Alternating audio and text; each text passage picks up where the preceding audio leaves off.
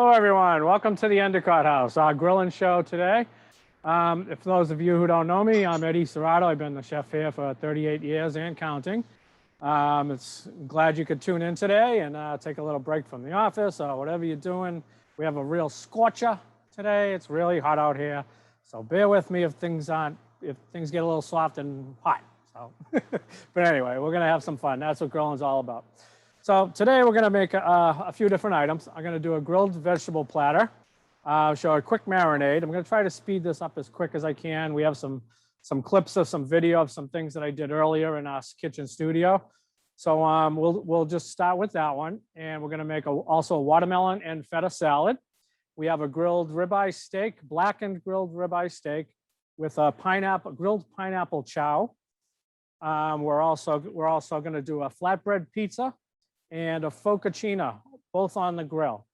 And I got a couple of surprises at the end for my version of what I think my Father's Day should be like this year. So I'm sending this hint over to my wife, who I'm sure is watching right now. I hope she's watching. So anyhow, with that being said, we're gonna start off with our grilled vegetables. We're gonna make a quick marinade. Now we got a regular balsamic vinegar here. Don't have to go for the real good stuff, the real aged, or just a cheap balsamic is fine. However, olive oil, I like to use a good olive oil. So there's a good EVU there. We have a little bit of sugar, which is starting to stick together because of the humidity. I have some chopped shallots and some chopped garlic. I have a little bit of Dijon mustard.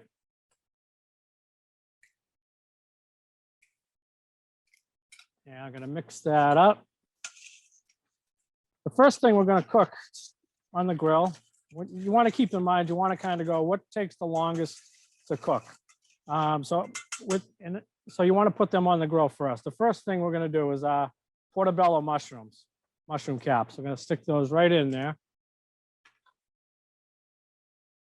And I'm going to make sure my grill is nice and hot. This is on high heat.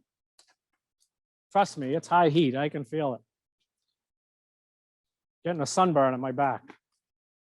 All right, so we're gonna just toss those around in there.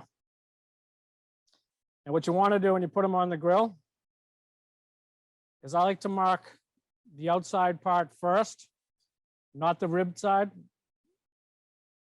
Just gonna get a little mark on there. That's gonna go on there for about a minute before we flip them. Now I'm going to cut some nice red onion. You can also use a Vidalia onion. I cut this about just a little short of a ½ inch thick, just so it stays together. Just be very careful with them, because they will break apart on you and you'll have rings, and then it's a failure. All right, so we're going to shake them around in the dressing. Same thing, coat both sides. And these are going to go on the grill also.